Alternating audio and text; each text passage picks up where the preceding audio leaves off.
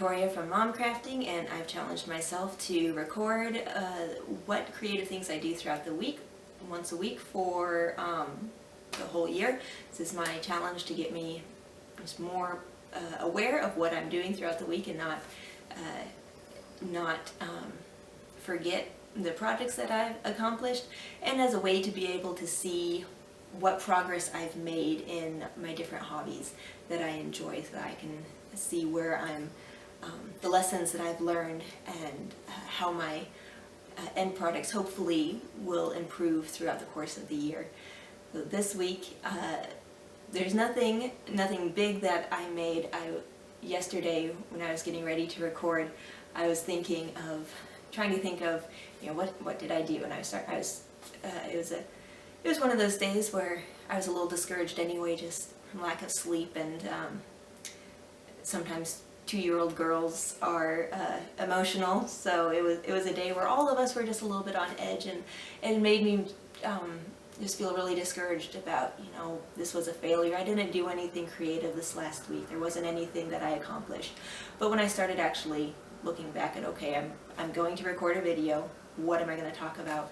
And I looked back and was like, no, we actually did do a lot of fun projects that most of them didn't have a tangible end product, but it was an experience that we were creative in what we used to have fun, or what we made, but it didn't have a lasting product to take a picture of.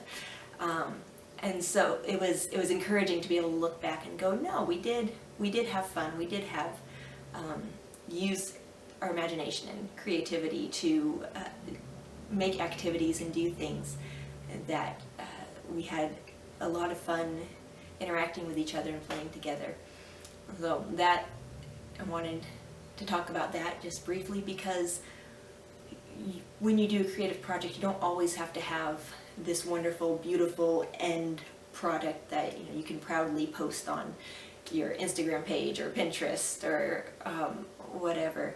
A lot of times the process, or whatever you've done, you might not have an end product, or maybe the goal in itself wasn't to have this Pinterest-worthy item at the end. The goal was to have fun, to engage with your kids, or for you to relax.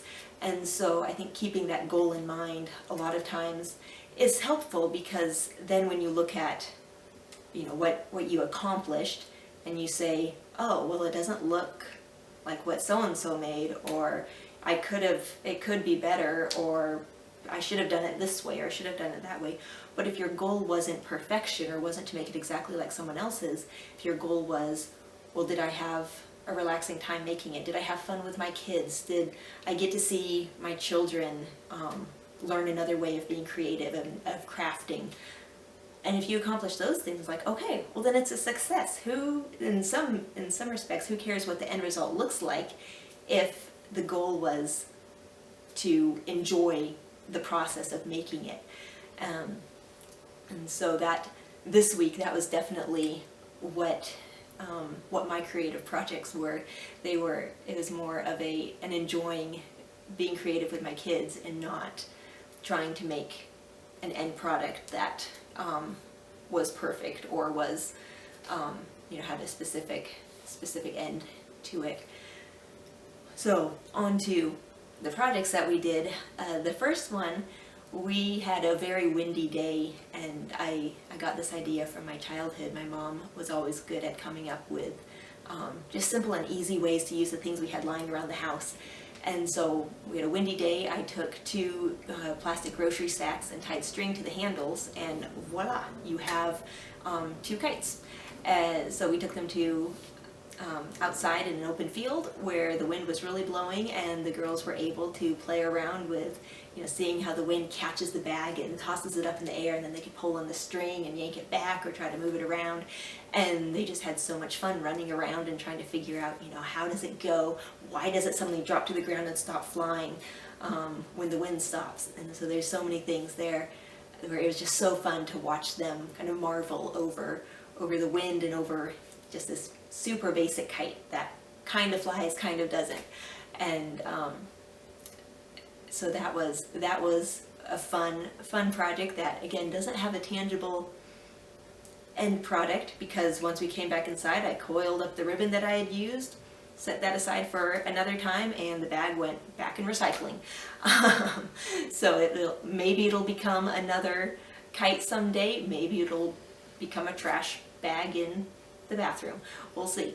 But another project that we did, I love raiding the recycle bin, which maybe you can tell since the last one we were using recycled items.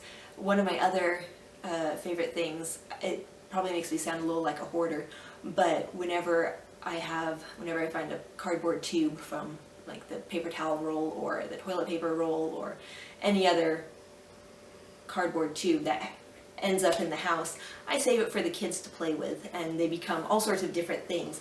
But this time I had a couple tubes laying around, and pulled out the girls' pens and let them go to town coloring them. And it wasn't it wasn't the most amazing craft we ever did, but the girls had fun just coloring, and it's, I think it's such a different experience to color around a tube and have an inside that you can try and get color into. So it was really fun to watch them try and figure out, how do you hold it? How do you get the pen to work on it? Because it's so different from just coloring on a flat surface like they're used to.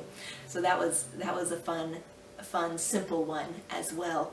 And then we also did some painting, which is nice and easy. And thankfully the girls, they're 2.5 now, so they're old enough to keep the paint contained, and we don't have it going all over the place. So I just do it in the kitchen where the linoleum is really easy to just wipe the paint off if we get any splatters, and thankfully we haven't had any big problems yet. Otherwise it would be an activity that I would save for nice days outside. I love summertime because then you can just hose the kids off after a messy activity. But right now it's below freezing outside, so we're not doing that outside. But we just use old shirts or my old smocks from work to protect their clothes so they don't get them messy. And then I made a easel out of an old cardboard box, again raiding the recycle bin, and tacked some paper onto it, and then I just use old paper plates and put the paint on those, and they have fun painting, and it's fun afterwards. Once the paint has dried, I hang them up on the wall, and eventually I turn it into wrapping paper, so that way I can indulge the nostalgic mother side that says, oh, but my child made this, I can't throw it away. But at the same time, I'm also practical and going, I'm not saving every piece of artwork to give them a binder when they're 18 of, here is 300 pounds of artwork that you made throughout your life. So by turning it into wrapping paper, it serves a purpose. I can recycle the paper, and I never have to pay for wrapping paper, and the grandparents love having their presents wrapped in. They almost like the wrapping paper more than they like the presents this year. So there's that bonus too. So those were our creative endeavors this week. I hope you were able to have time to enjoy with your kids if you have kids, or enjoy crafting alone, having time to yourself to just reflect. And I find crafting is always a good time for me to just kind of think and to catch up on just what's going on, and just the act of making something helps me process what is going on in my life, what I'm thinking about, what's going on. Having something to do with my hands often helps me. Just I can do something and then I can think. A lot of times I'll listen to audiobooks while I'm crafting. But I love having something to do with my hands while it lets my brain have a chance to focus and think on things that is harder for me to do if I'm just sitting doing nothing. And it's more fun to craft than to wash dishes when I need to think. So, which I'm sure future episodes I'll try to talk more about how I prioritize my crafting time. Sometimes it ends up better than others. So that's all for this week. Next week we will, I'll be back here and give you more updates. Hopefully I will have some sewing projects done. My sewing machine is back in action.